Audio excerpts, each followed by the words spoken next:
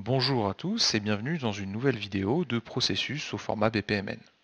Le processus que nous allons étudier ici est un processus de planification et suivi d'ordre de fabrication assez simple.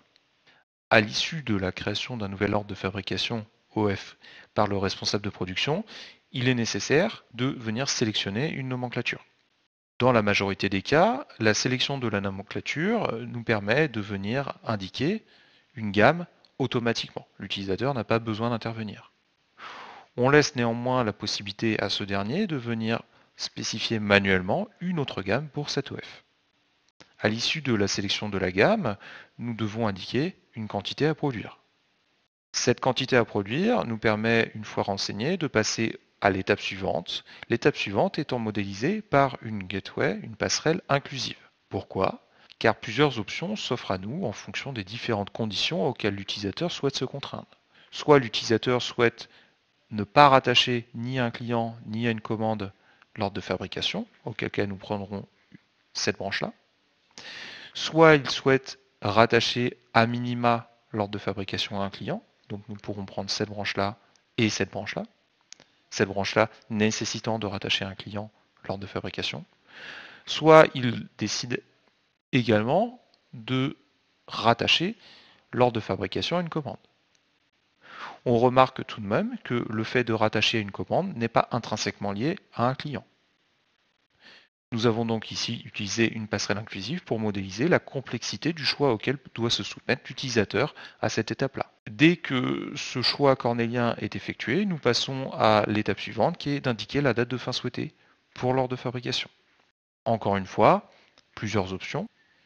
Soit l'utilisateur vient planifier manuellement lors de fabrication, soit il fait appel à une solution de planification automatique afin de ne pas avoir à choisir le poste de charge sur lequel doit être réalisé, ou les postes de charge sur lesquels doivent être réalisées les différentes opérations de l'ordre de fabrication.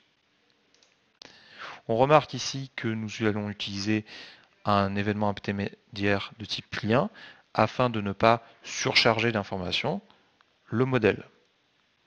Ce lien est récupéré à cet endroit-ci du processus qui correspond au rôle du collaborateur de production. Le collaborateur va débuter l'OF, va spécifier au sein du système d'information que l'OF commence. De là s'ensuit un sous-processus séquentiel pour la réalisation de toutes les opérations de fabrication de cette OF-là. Le processus ici est en forme compactée et on ne récupérera de ce dernier que deux événements frontières interruptifs, soit l'annulation de l'ordre de fabrication, qui va déclencher une notification aux différents acteurs impliqués dans cet ordre de fabrication, et venir terminer l'ensemble du processus, soit nous allons juste récupérer l'information d'une fin partielle de l'OF via cet événement frontière interruptif de type escalade, et dans ces cas-là, l'utilisateur doit ajuster manuellement les éventuelles manières consommées et ou les produits réalisés.